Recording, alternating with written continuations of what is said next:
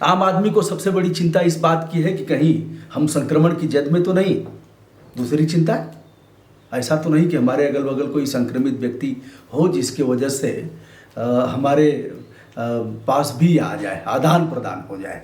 कहीं किसी को सर्दी जुकाम बुखार इस तरह के लक्षण तो नहीं।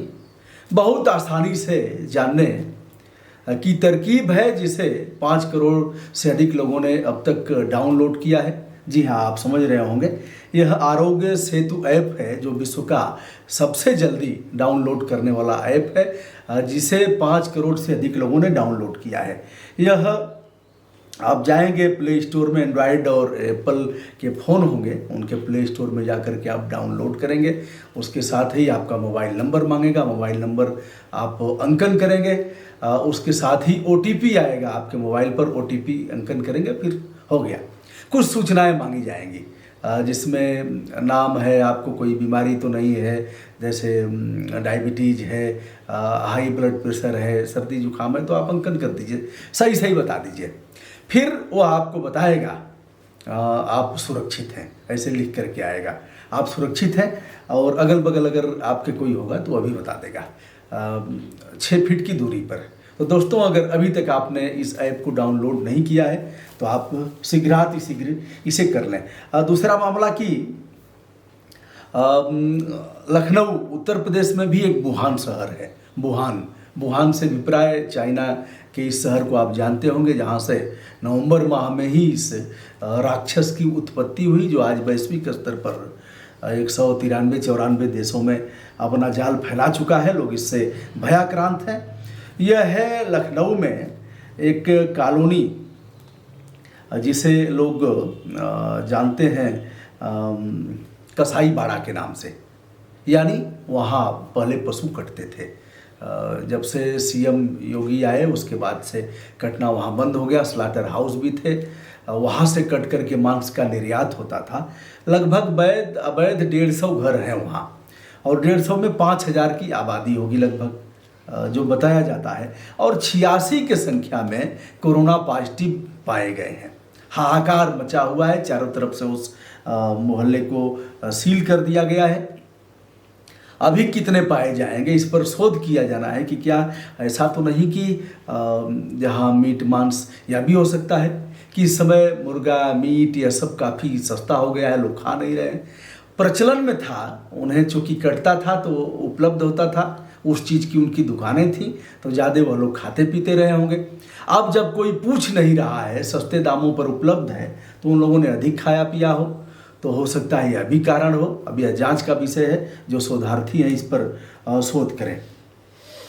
दोस्तों, एक राजस्थान का कोटा, जिसे सभी जानते हैं, एक बड़ा हब है कोचिंग का। पूरे देश से वहाँ बच्चे जाते हैं, कोचिंग करते हैं, प्रतियोगी परीक्षाओं की तैयारी करते हैं, IIT से लेकर के और चिकित्सीय सेवाओं तक की तैयारी होती है, अन्य तैयारियाँ भी होती हैं।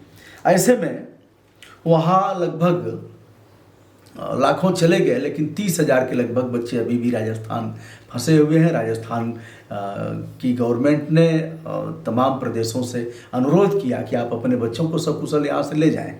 इसमें सबसे पहले CM योगी आए हैं, जिन्होंने 250 बसें राजस्थान के कोटा में भेजा है, और कोटा में जो बच्चे हैं उत्तर प्रदेश के, उनको अपने अपने गृह स्थान वह बसें पहुंचा देंगी। शुक्रवार और शनिवार को, मतलब आज पहुंचेंगे, कल परसों वह बच्चे निकलेंगे, तो 3-4-5 दिन में वह बच्चे अपने अपने घर पहुंच जाएंगे राजस्थान से।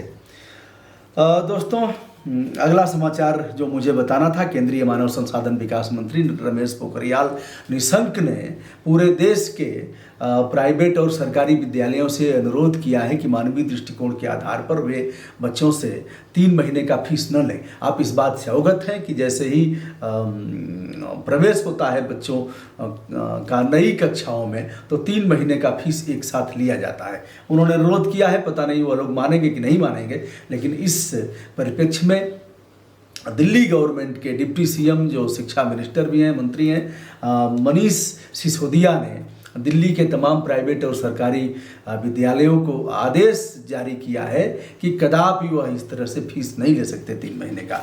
यह एक सुखद अनुभूति का कारक है।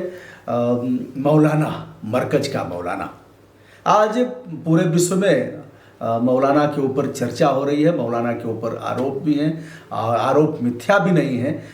13 से लेकर के 15 तक कार्यक्रम चलाए गए, उसके बाद भी 26, 27, 28 तक वहाँ लोग बने रहे, जिसमें भारी संख्या में विदेशी लोग थे। और विदेशी जगह जगह जा कर के संक्रमण भी फैलाए, संक्रमित हैं भी, बहुत से लोगों को क्वारंटाइन किया गया है। तो मौलाना पर सुसंगत धाराओं में अपराध पंजीकृत हुआ। मौलाना फरार है, कहाँ है या नहीं पता लग रहा है। मौलाना के ऊपर बाद के दिनों में अभी इरादतन और गैर इरादतन हत्या का अपराध दर्ज किया गया है।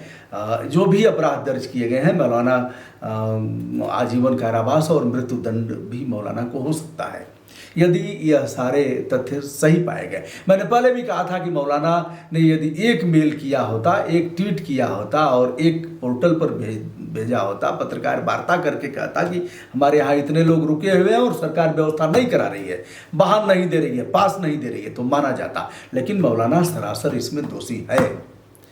दोषी इसलिए है कि कहीं भी उसने तकनीकी मामलों का प्रयोग नहीं किया। दूसरी तरफ जो SIT जांच कर रही है, वो अभी 40 प्रश्न तैयार की है पूछने के लिए। मौलाना कब मिलता है कहा नहीं जा सकता, लेकिन विश्वस्त सूत्रों के जानकारों के अनुसार मौलाना ने अपराध जो पंजीकृत हुआ है उसकी कापी मांगा है, जिससे वह जाकर के समर्पण कर सके। बताया जाता है कि मई के प्रथम सप्ताह में वह समर्पण करेगा। दोस्तों, वैश्विक आंकड़े जो हैं इस महामारी के, उस पर एक चर्चा करते हैं। कुल केस 22 लाख, लगभग 22,28,029 हैं। मौतें 1,52,000 प्लस हैं। और इसी अनुसार काफ़ी लोग स्वस्थ भी हुए हैं। अगर अमेरिका की बात किया जाए तो 6,77,000 अकेले अमेरिका में संक्रमित लोग हैं। मौतें 35,000 के लगभग पहुंच गई हैं और स्वस्थ होने की संख्या लगभग 59,000 बताई जा रही है। स्पेन की अगर बात करें तो 1,88,000 प्लस संक्रमित हुए हैं। मौतें 19,500 के लगभग हैं और 75,000 के लगभग स्वस्थ भी हुए हैं। इटली की बात किया जाए तो इटली 1,69,000 के करीब संक्रमित लोग हैं। मौतें 22,000 प्लस हैं। हम भारत की बात करते हैं तो भारत में आंकड़े लगातार बढ़ते जा रहे हैं, किंतु नियंत्रित हैं। कई लोगों ने काफ़ी प्रयास करके, कई ज़िले ऐसे हैं जो अपने आप को मुक्त किए हैं विशेष प्रयास करके, और कुछ प्रदेश भी इसमें चढ़ बढ़ करके आगे आए हैं। लगातार इस पर जागरूकता बढ़ती जा रही है, लोग भी जागरूक हो रहे हैं। भारत में 14,300 के लगभग संक्रमित हैं। मौतें 473 के लगभग हैं और 1,860 लोग स्वस्थ हुए हैं। मैं हूं ब्रजभूषण दुबे, यूट्यूब चैनल ब्रजभूषण मार्कंडे से देश विदेश की तमाम प्रमुख खबरों को अपने ढंग से मैं बताता रहूँगा और आपसे अपेक्षा करूँगा कि आप इस वैश्विक महामारी में अपना संपूर्ण योगदान देते हुए, अगर विशेष कोई परिस्थिति है, दवा इलाज की बात है, कुछ ऐसा है तो आप कर सकते हैं। लेकिन जब भी निकलें मास्क लगा करके निकलें और ग्लव्स आपके हाथ में हो। कुछ भी लें तो आप ऐसे करें, कुछ भी सामान लें तो हाथों को 20 सेकंड तक धो लें।